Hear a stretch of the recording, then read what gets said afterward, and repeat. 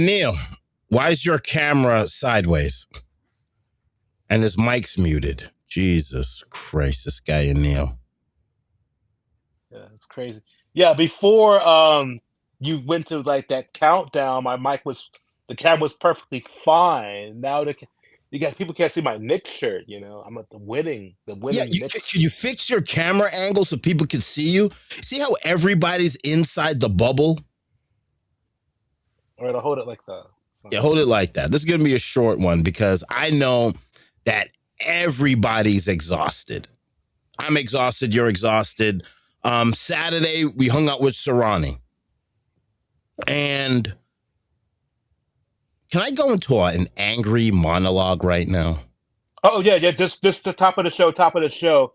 I just want to give a big up to my niece all the way in New Delhi, Ashna Kara, who got accepted into the German. Yeah, more horns.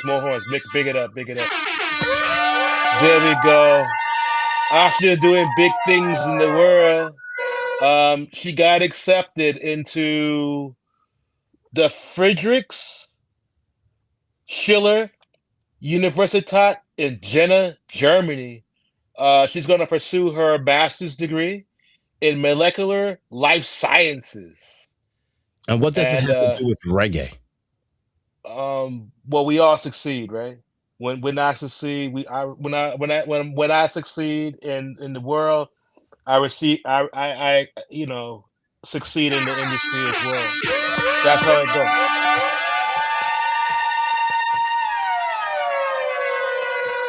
Anil, it was good to see you Saturday. Teddy, it was fabulous, man. I came on Friday. He thought a bus was a fucking plane. This guy. No. Here's the thing. I'm English. I'm English. So you got to use the correct. I know I'm international, but damn, it's only 4 hours. No, but I mean, you got to use the correct terminology. When a bus is an airplane, right? Yep. A bus in America, we call that a coach. So if you had told me you were taking the coach back, then it would have made sense. Oh. But you told me that you were taking the bus back to New York. So I thought that jitney. Would a jitney be sufficient? Well, no, I thought that you were going to the Providence airport and then getting on an airplane back to New York. Like I didn't know TF Green? No. Yeah, I don't know what's going on. All right. But anyway, Teddy, we hung out with Serani. This we had week. A great time. It was a lot of fun. I really enjoyed it. It was a lot of fun, and I'm kind of angry. How so? So, and everything just sets up. So Tuesday night was the Neo Akon show. It got rained out. So I think it got pushed to Thursday. So we went. And in the middle of Neo and Akon, I mean, the place is packed. Outdoor venue. Neo comes on. Neo, you know what Neo reminded me of? A Coke can. You know when you have a Coke can and you put the tab and you break the tab and all this gas comes out? That's what Neo did when he came on stage. Like when he stepped on stage, it's like he took the top off and all this energy and gas just exploded up. It was crazy. Like I've never experienced a concert on the fan level in my life. Like I've never, in my adult life, like, yeah, I went to a concert when I was a little kid. Like I think the last concert I went to was like 18, 19, Motley Crue and Metallica, Faith No More, whatever. But since 1996, when I started BobbyShakes.com, I've always been backstage, and to purchase a ticket to do the tailgate, to sit down and just watch the fans, it humanized me, man.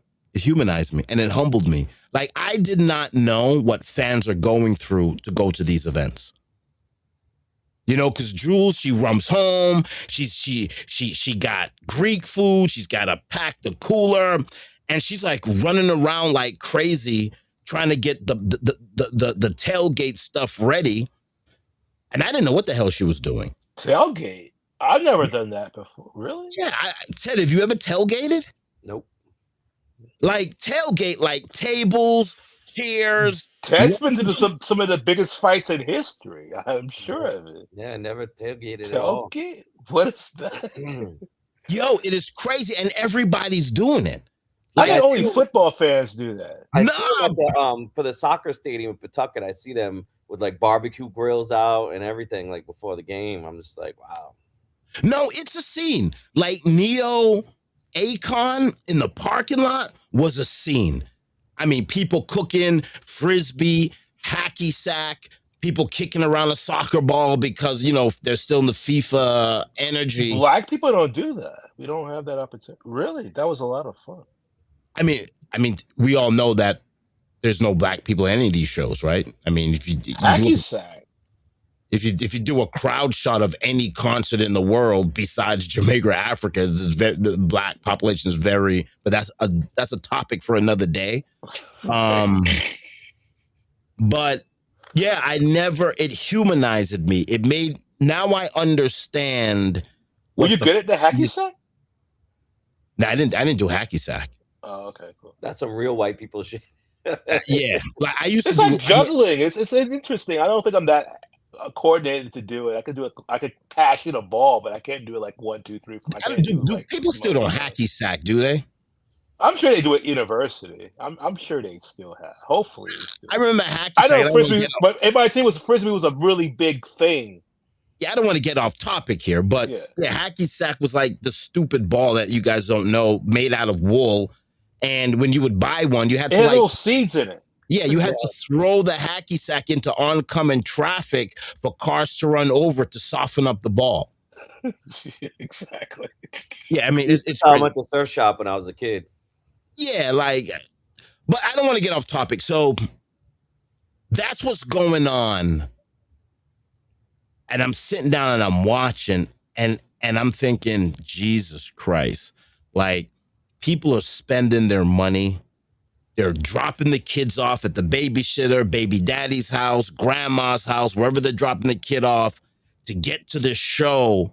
And they want a performance. And like I said, Neo, Akon, they cracked the place open. And it was like, you could feel the energy. But in the middle, and this is the reason why I'm pissed off. In the middle of the performance, they had a sound clash. This R&B. Huh? It's the culture, right? This goes to show you how powerful dancehall culture was. But the sound clash was a 1-for-1 on who wrote the biggest song that you don't know that they wrote. So Neo went first and he pulled Drunken Love by Beyonce. I didn't know that Neo wrote that song. And then Akon came back with another Beyonce. So they're going back 1-for-1, pulling ballads and one drop, and they're going back and forth. And the crowd loved it. And I turned to I turned to Jules' friend and I'm like, yo, Akon is gonna crack the club open because he's responsible for Lady Gaga. He's gonna play a Lady Gaga song. He has to, right? And he played a Lady Gaga song and the place went crazy. The fans that was at this show, I don't think give a damn who's writing the song and who's singing it. They just want to hear good music. And this is why I'm pissed. Because when I was with Serani Saturday, the first thing I did was I confronted him about his paperwork to make sure he's not rooting for Argentina, because there is an arrest warrant for multiple reggae artists out of the St. Catherine's police station by Officer Tony Mentally Ill Mataron, right? So he's going around and he's arresting reggae fans that were violently in support of Argentina. Ding Dong is a suspect. Vibes Cartel is a suspect. I think Spice is a suspect. Bounty Killer is a lead suspect. So Bounty Killer, since he's the king of the alliance with Baby Shem and Cartel, we're gonna hold him. We're gonna prosecute Bounty Killer to the full extent of the law for supporting the full extent, because he's in charge of Cartel, He's the OG of it all. So when I saw Serani, I checked this. I had to see his paperwork. I said, I need your paperwork. I need to make sure that you're not here on a bad visa and the arrest warrant, because then I'll have to do a citizen arrest at Logan Airport because he's supporting Argentina. So Serani says, I don't support Argentina. There's only one team I support. It's Jamaica. So we're talking back and forth. It was a good laugh. Everybody was laughing. His manager was like, yo, you're crazy. I said, yeah, I know I'm crazy. So we're going up the escalator, and then we get out because we're going to departure and arrival, up and down, looking for them, blah, blah, blah, blah, blah. Because a lot of people sometimes get off, I don't know. Departure and arrival at an airport, I don't understand it. It's quicker to, I don't know. I don't want to get, that's another topic for another day. So we jump in the Cadillac. And the first thing I said to Cadillac Escalade. The first thing I say to Serani is, yo, what are you working on? Because as a mix engineer, you always listen to the music in a vehicle. And as Serani started to play this music, Teddy,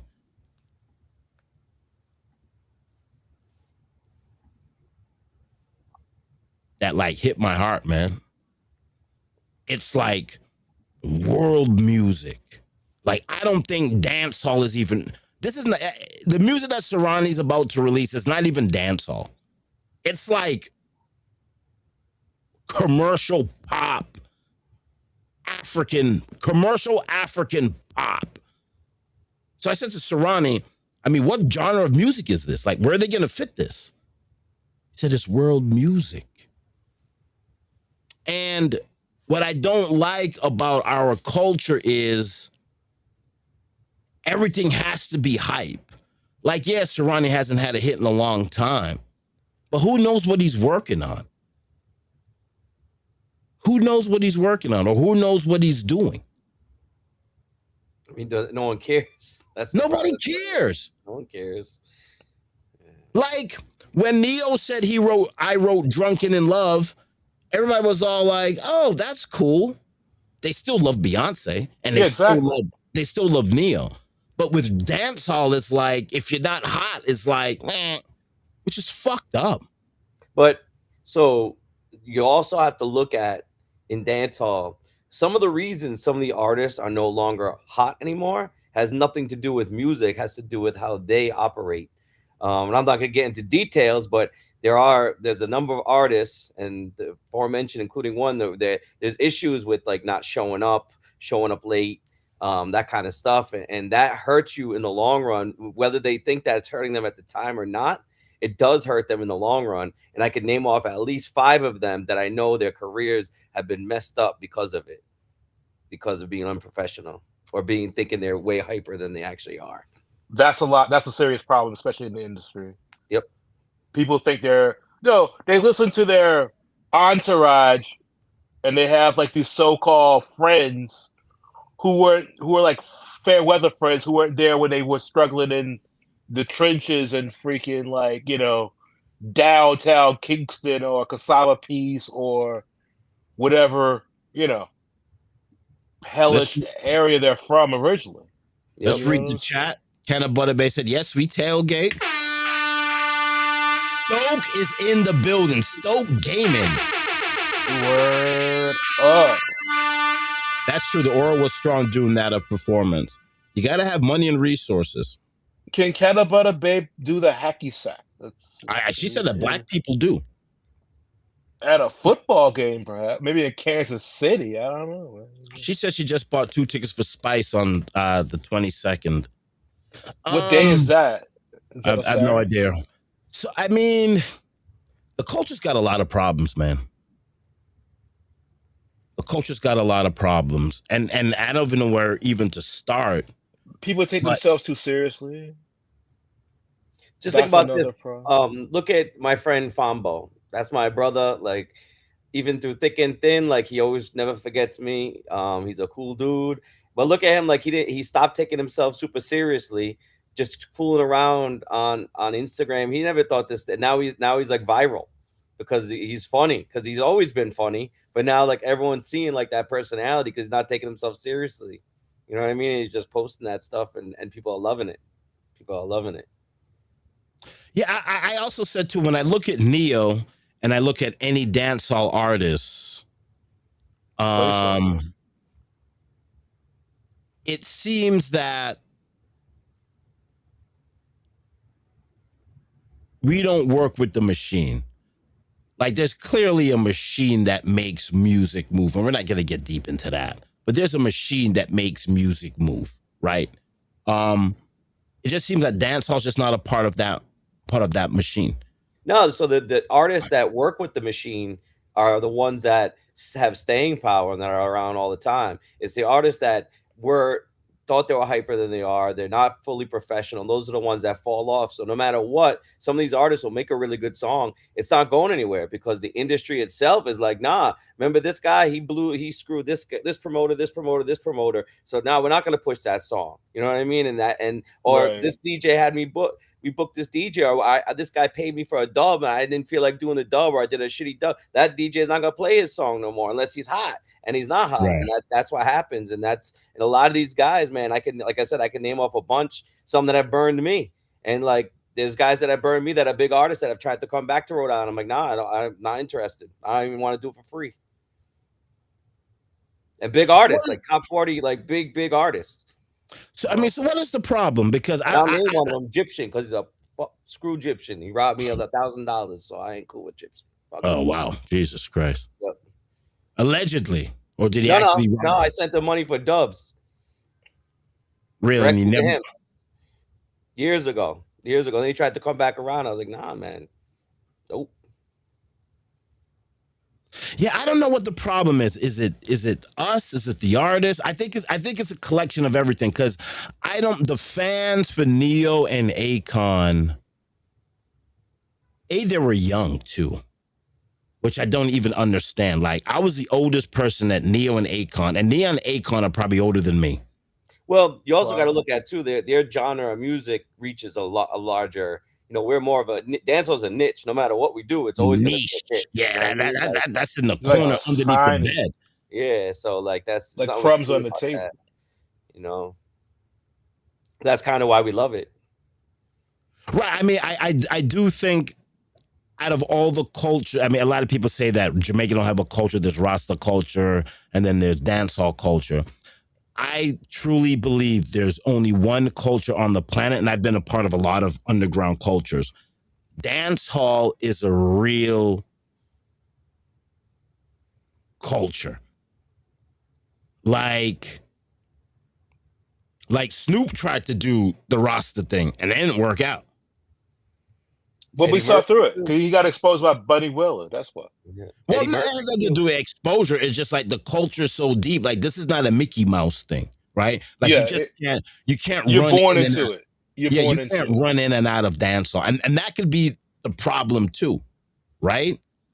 And as I was riding along with Serani and talking to him, and like we built, I don't know.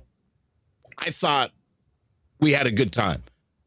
You know, but maybe Serani does this all the time. He's all like, this guy, Bobby Shakes, is an idiot. But the vibe I had with Serani was and I wanted to show a different side of Serani that doesn't get talked about. Like, I hate when I watch interviews from the BBC or the Rolling Stone or Billboard, and they always ask him some stupid question like, what is the future of dancehall, and what do you think about the future of dancehall? Like cookie cutter questions, like predictable crap.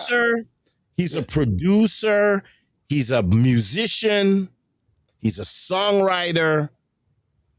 The direction of dancehall has no bearing on his life because he's a creative. He's gonna make the new dancehall. You know what I'm saying? He's not following the trend of dancehall. He's going to make his own dancehall. What are you about to say, Teddy? No, I was just about to say I'm interested to see Canna Butter Baby's outfit for Spikes. Oh, yeah. What is she? Naked. She's going to be naked. That's what she said. How about a preview of that? You sent us a preview. No, we can't do that. Okay. I don't want to see Canna Butter Babe naked. I don't know what she looks like, so I can't comment on 22nd of August. We can't wait. Don't worry. Yeah. Right. Yeah, we're gonna be releasing videos over time. Art Boy Cali is gonna be releasing the video blog. I hope that came out really well. I hope the editor puts it together. I looked at Serani in a completely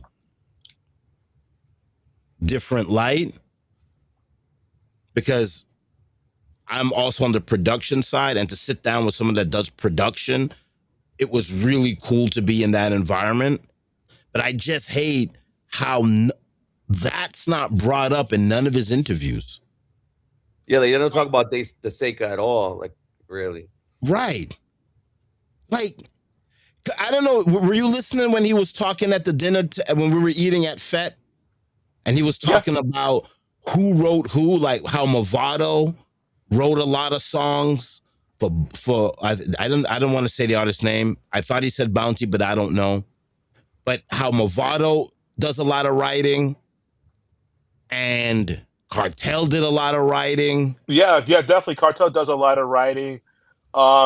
That's why his stage presence is not existing. Because like he definitely kept dancehall alive, but not from a performance perspective. Yeah, but same way with Serani. Serani is a great producer, songwriter, but his weak point is him being an artist. And I'm gonna fight against you on that and I don't want to disrespect anyone. Because he did like the Dirty One. That was not a Hold on a second. He produced that. That was a big hit. And I said this to Serani in his face. I said, Serani, I don't want to disrespect you. But the artist side of you, I don't even really rate that. And he said, wow. Because he is such a genius. For other people besides himself. That's the problem. I mean, but that's not true. I mean, but that's what we call artist repertoire. Like in New York City, there was a thing called artist repertoire where the artist repertoire wrote all the songs for friggin' who's the famous black lady that was in the Diana Ross and Elvis Presley, I mean, and all these people. None of these people wrote anything. I mean, if you look at Michael Jackson's, the problem is we're not reading records anymore. We're just talking shit. We're not looking at the record and seeing who's producing, what's going on. We're just assuming, and then if an artist disappears, we're just saying he popped down, which is not true. Because to produce takes more talent than to go on stage. Clearly. Right. I mean, Ninja Man is the greatest performer ever. I don't think he could write a song. I don't think Ninja Man could produce a song. I mean, who else? Who else you want to talk about? When we talk about great performance, like you said that Serani's not a good... Sean Paul's a great performer. Yeah. But it grew to become a great performance. He was initially, when he saw him in 3 C's, at that stage early in his career, he was not a great performer. He would definitely utilize the stage at SOBs, but over time, Sean Paul could utilize even like, Leader Bank, Pavilion, UBS Arena, like main stages, like MSG. Radio City. And I think that's the problem. I think we put too much onus on the Monkey Show. But people want to spend their money and they want to be entertained as well. If we want our culture to live, we got to put less patience on the Monkey Show and more patience on the back end. Because hip hop is all about the back end. Like dudes that write for other dudes and ghostwrite, you respect those dudes more than people that write their own shit. I think we're too consumed with the monkey shit, the jumping up and stage. We are. We're not consumed with the genius that it takes for that artist to do the monkey shit. Because in order for you to do the monkey shit, you got to write a good song. Teddy, what do you say? Yeah, I mean, it's just again it's like nothing that we can change. That's where it's at. You know what I mean? That's even producer wise. You'll see producers in Jamaica that are geniuses that'll have a billion hits and then they won't have a hit for a long time because they moved on to the next big producer. You know, and it's Right. all about which producers lined up with which artists at the time and who's who's TJ producer right now. Oh, that's gonna be the big artist. You know what I mean? Like that's just who's Russian producer now. Oh, Russian's hot, so Russian's gonna get all the big songs. Like that's Right. just the nature of Dan. I think that's been the nature of dancehall too from way back, 19 way back. Yes. You know? You're right. Like if King Jammies had a rhythm, like, and everyone's gonna want to be on Jammies rhythm. You know, like that's Right. just that's how it goes.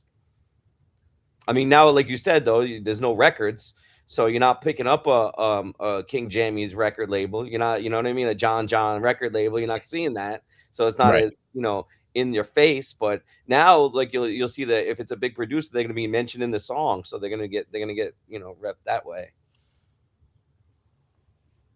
Yeah, I want I think that's where I want to go. Like we were talking, but we'll definitely say it off air. We're not going to say it in air because I mean, people will definitely steal our idea of what we're going to do forward. But I think that's very important to. We need to start to humanize these artists. Hold on, Cannon Butter Babe, you come to Rhode Island on Saturday, I'm gonna have you in VIP. Just remind me. And I'll put you on the list, and you'll be a VIP for this weekend. I guarantee you, if you invite Canna Butter Babe to Rhode Island, that'd be the worst mistake you ever did in your life. Well, no, she's saying she wants to come, so I'm saying if you want to come, it's a big party. But you got to remind her that your wife's Jamaican and she don't play that. You know what I'm saying? We got Paul Michael's birthday with DJ Rand from Atlanta, and Bobby Shake's taking pictures. Yeah, it's gonna be a good time. It's going to be a good time. Yeah, I really want to promote the genius behind reggae. Definitely. Like Lee Scratch Perry is one of the greatest minds in reggae. And he's just dead and nobody gives a fuck. But when we talk about Quincy, is it Quincy Jones? Yes, Quincy Jones. When we talk about Quincy Jones, when we talk about Swiss Beats, when we talk about Timbaland, when we talk about whoever, when we say those names, people hold those artists to high regards. But when we say it in our culture, it's like, yeah, man, nah, Guan Films is in the studio. Rick Rubin's. Rick Rubin, yeah. I mean, we don't talk about Rick Rubin on this podcast ever. But I think some of the bigger producers that do get spoken, like I said, Jammies, like the Jammies is held in a high regard, similar to maybe not Lee Scratch Perry, just because Lee Scratch Perry is a different. So the music that he produced isn't dancehall; it's more reggae. You know what I mean? So maybe in other, I bet you in Europe, you go to Europe and you mention Lee Scratch Perry, they're probably like, "Oh my God, yeah, he's the greatest ever." You know, like accolades, yeah, definitely. You know, that's just how it goes. Lee Scratch Perry gave reggae to Bob Marley. There is no reggae without Lee Scratch Perry. Right. No, 100%. I'm just saying, like, I don't know, like if you talk about Russian, you know what I mean? I'm sure dancehall. Russian or Don Corleone. You know, or like my buddy Sean Nizzle, big up Sean Nizzle.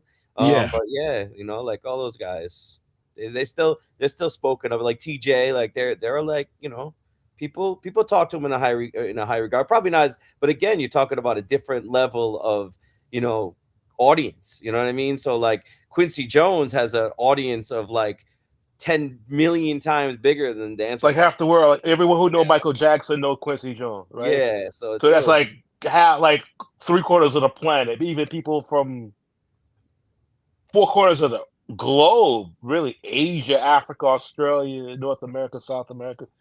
Where did Michael Jackson perform? You know what I'm saying? Maybe Antarctica. But let's look at like an artist like maybe he got his choreography from the Penguins in Antarctica, so you never know. You know? Do you think that Neo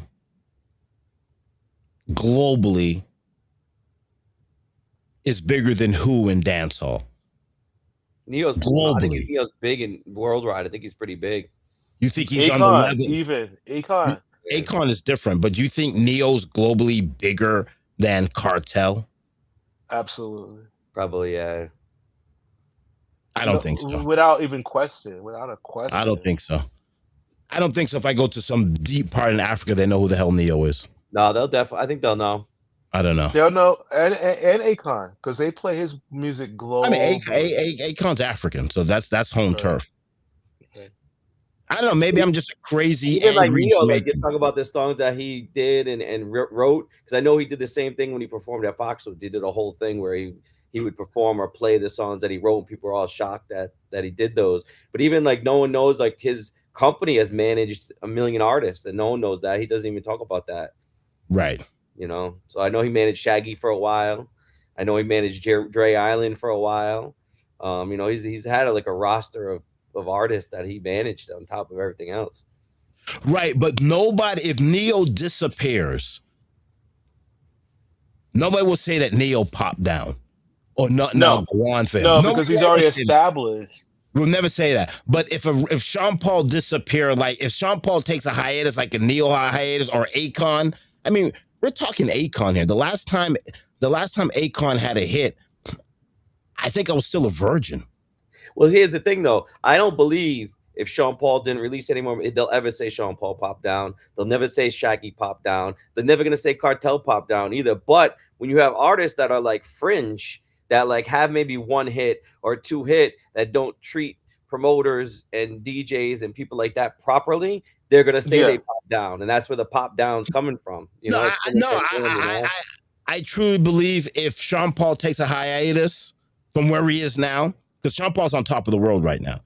If Sean Paul was to take 2, 3, 4, 5 years off, I think the dancehall community would say him pop down. Yeah, but they don't.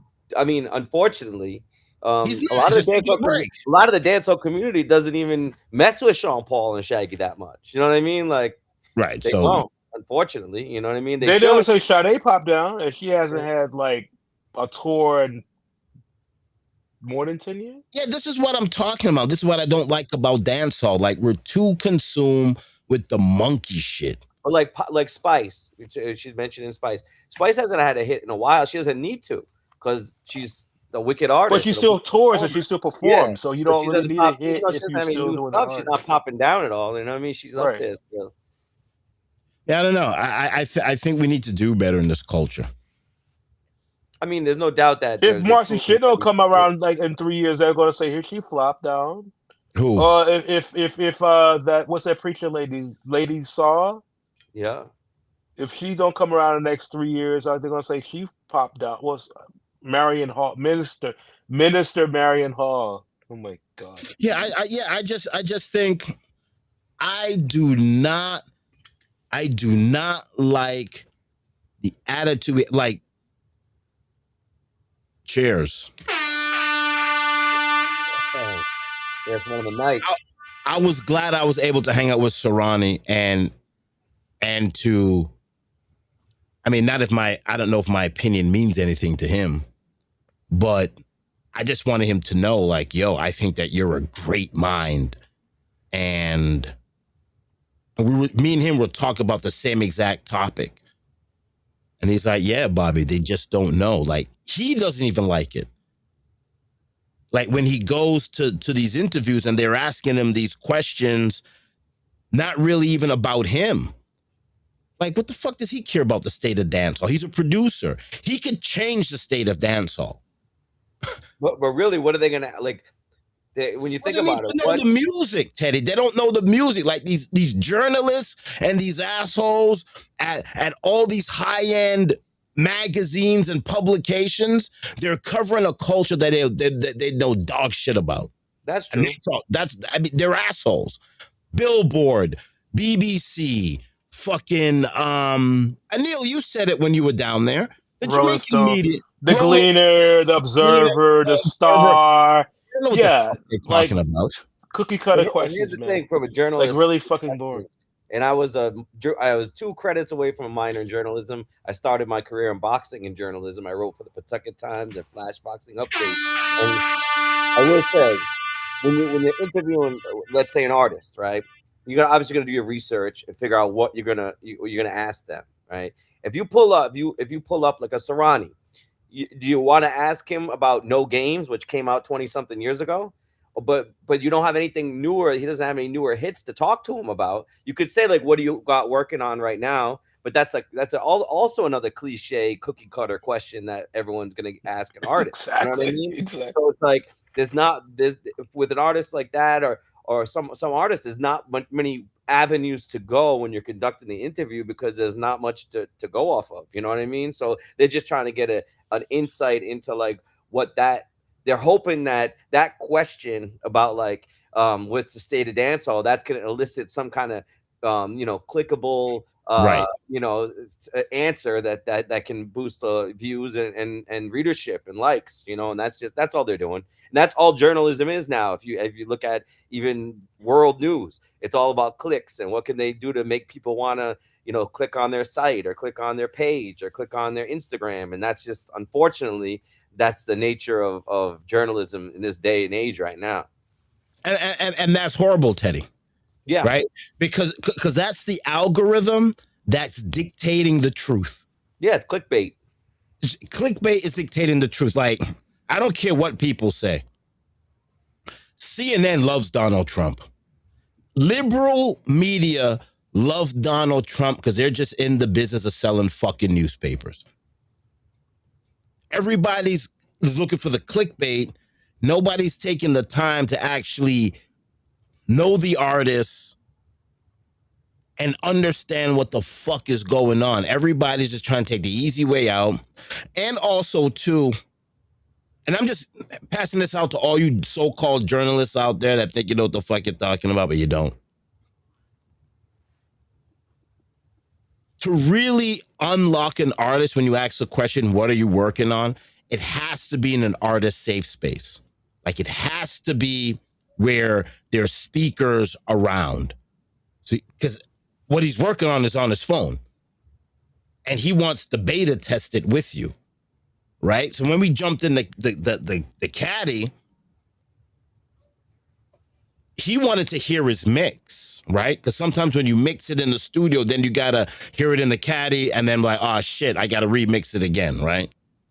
Yeah. And then you go from the car, then you go to the nightclub, and then that's how you test your music in the nightclub to see how it sounds, and you can go back and remix it to get prepared for the tour. I just want people to understand the production and the time and effort that it goes into this. And maybe we're too passionate. If a real dancehall person went to go interview Serani, they wouldn't even want to talk about what are you working on. They want to say like, okay, what's up with Deseka? What's up with the other guys in the crew, Craig, right, and I forgot the other guy's name. What are you guys working on? Because that's where the hits came from. His hits came from Deseka. They weren't just Serani. That was the team that put together those hits, that made the rhythms, that had because back then that was like the beginning of the auto tune, and Serani had a lot of it on his songs in the beginning. You know what I mean? And that was like they were cutting edge when that first Serani record dropped, man. That was some cutting edge production. So find out what's going on with the rest of the crew, like what's going on with that team. What songs do you guys have coming out? Who are you working with? I think they have a song with Valiant. It's not a hit yet, but like, oh, you're working with Valiant? Oh, what song you got with Valiant? Like because that's what's gonna that would be more dancehall centric questioning for Serani, who's been around forever. You know what I mean? Like I said, you're not gonna want to talk to him about no games. Like you want to find out what's happening. And his, unfortunately, music wise, like in dancehall, like the world thing that you're talking about that he's working on, because I'm pretty sure he is monstrous and huge in like Africa and Europe, like bigger than Jamaica. He's playing on Reggae Land. Yeah, so Friday night. He's doing Europe. People that he's big with, which is awesome.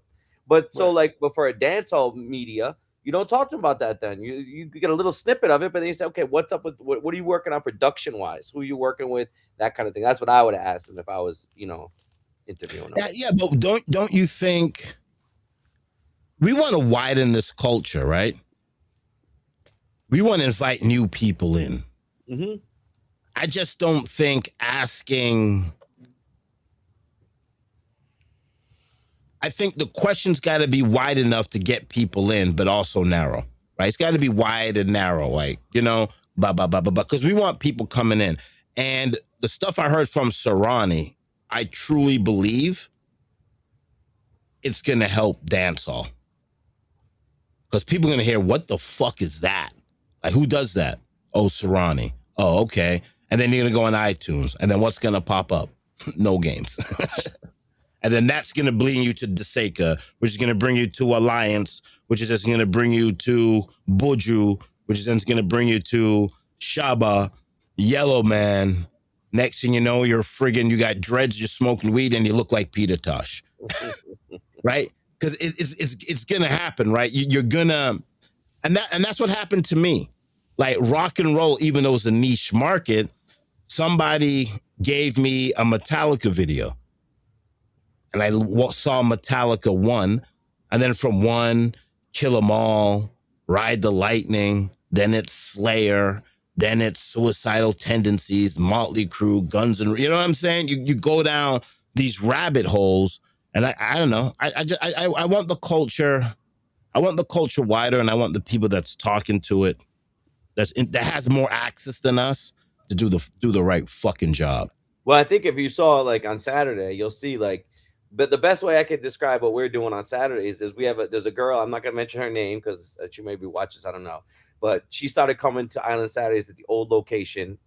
We had a second floor spot at First Alchemy, and she didn't. I think she was there because she knew the bartender and probably got free drinks. I don't think she came because she liked reggae.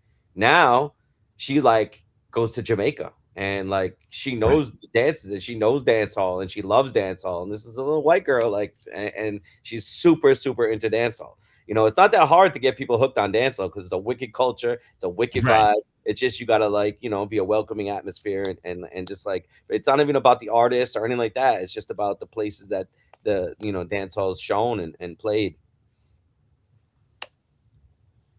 Saturday was crazy, Teddy. Yeah, it was a wild vibe. It was crazy. It seems that the party is really in the general admission. The VIP is there, but it's like, if you want to hang out with Teddy, yeah, definitely. But the rest of the club is like the regular part of the club is the happening part. Yeah, I mean, we want because I feel like even the VIP, like one of the VIPs, they bought a VIP, they had their bottle, and I look over, they're not even in the VIP, they're on the dance floor. Exactly, on the dance floor. That's what I mean. That's where it's like the vibe is, the vibe is a dancing vibe. It's a fun vibe. It's like, who cares if you're sweating? Who cares? Like, just go and have fun. That's like the vibe. That's why I keep it cheap. That's why we keep, like, I just want people to have fun. Yeah, Saturday was a good day for us, man. We hung out with Serani all day, then went to Island Saturdays. Imagine how cool would have been if Serani, if he had, but he just wanted. I couldn't afford him, like, because the manager you talked about, Adrian, he's a friend of mine. He's awesome, and he tried to put it together. We just couldn't come up with enough money to do it because, we're strapped with, we can't charge more than a certain amount, and it just didn't equal what he needed. Yeah, that's why we really got. I mean, that's why we really. That's why the stream really has. That's why everything has to get bigger. Website got to get bigger. The website gets better. Photography's got to get better. Photography Island Saturdays got to get bigger. The promotions got to. You know what I'm saying? And everything's just gonna steamroll. But also, artists have to understand too. Like, this is the second time it's happened.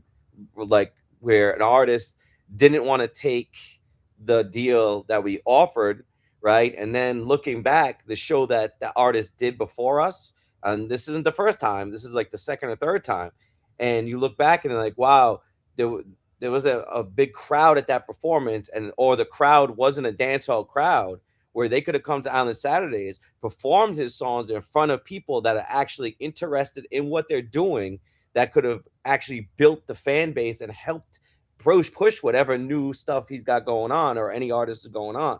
But it's like you have to kind of look at things in a different perspective when you're thinking about, okay, what's the gain of Island Saturdays? Only 200 something people, but it's 200 people that are fully invested in dancehall. That know the music, yeah, exactly. Versus people who don't know, who just could care less, really. I mean, I'm not gonna lie to you, Teddy, and not because you're on, but Island Saturdays.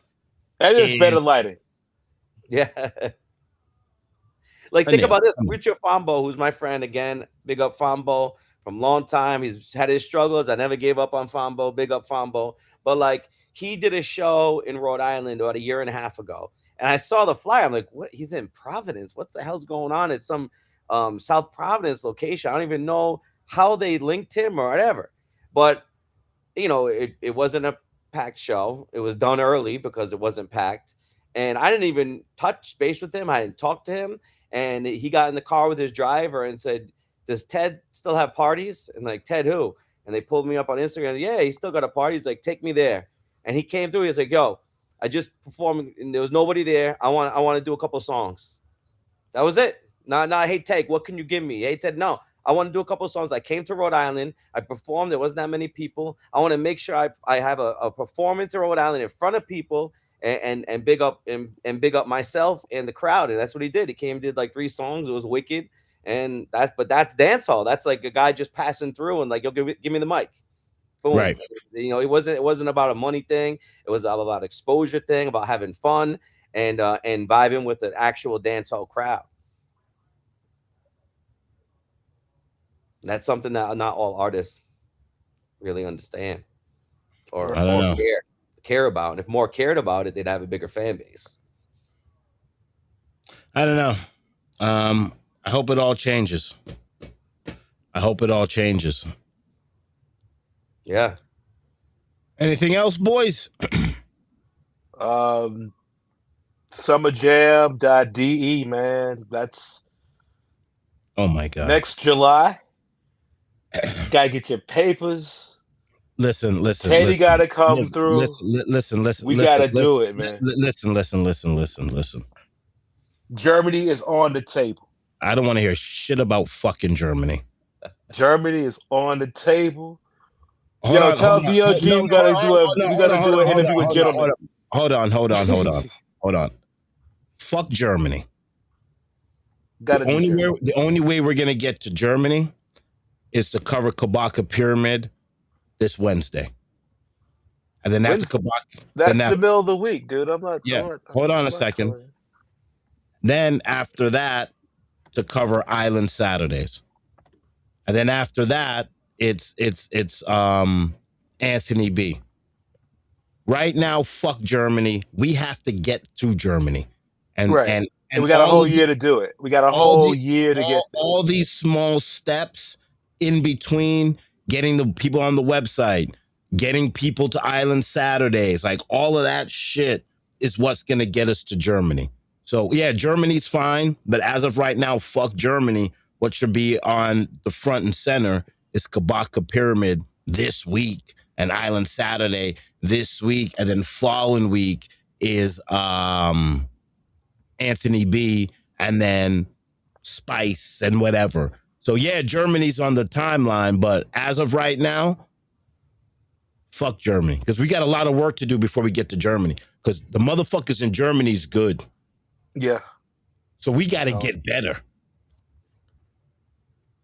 And then once we get better, then we can take over Germany. There's Marshall Montana. Island of Rhodes. Let's do the Island of Rhodes, 15th August.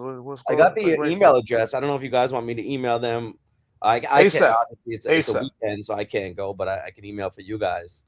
Please. Yeah, email it. Let's do that. Okay. Anything else? 3 amigos. Me, Julie, and Bob. Yeah, Teddy, you got to start coming out with us, man. Teddy's too fucking busy. He's got his thing. We got to go hit up on Saturdays. Yo, off to the after party. Yeah. Although the Saturday, I think I don't know if that crowd would like on the Saturdays too much. Oh, exactly. Those California reggae guys. Slightly stupid to some daggering with some cartel in the background. Yeah, those people. Like, what the hell's going on here? Yeah, those people are California reggae is definitely not an ally with us at all. The first time we brought Walshy, he had performed earlier in the day and like announced it, so people came from the event he was at, and I think the people were kind of like, "Yo, what is going on here?" Like, I don't. We're not ready for this. Clicking, what's going on there? Oh, what happened? Thrown in the air, like what the hell? What happened? No, the first time we brought Walshy to the new location, he had performed earlier, just like this time, but he had announced it at the place, and people had came over from that show to us, And I do believe they were a little like, what is going on here? You know, Hyper Squad had girls on the stage, and yeah, it was different. It was an experience that they were ready for. That's for sure. Yeah. All right, man. That was a quick hour. Trying to keep these things an hour or less, so we don't get fucking late. Don't get yelled at by anything that wears a dress. And Canna Butter Babes got to message me, so I put her on the list. That's gonna be the worst mistake you ever done. All right, gentlemen. I'll see you soon. Yeah, man. Check out BobbyShakes.com. Oh yeah, that's right, Bobby Shake. Oh, we didn't even show any pictures from BobbyShakes.com. We gotta show some fucking pictures. Check out the Island Saturdays.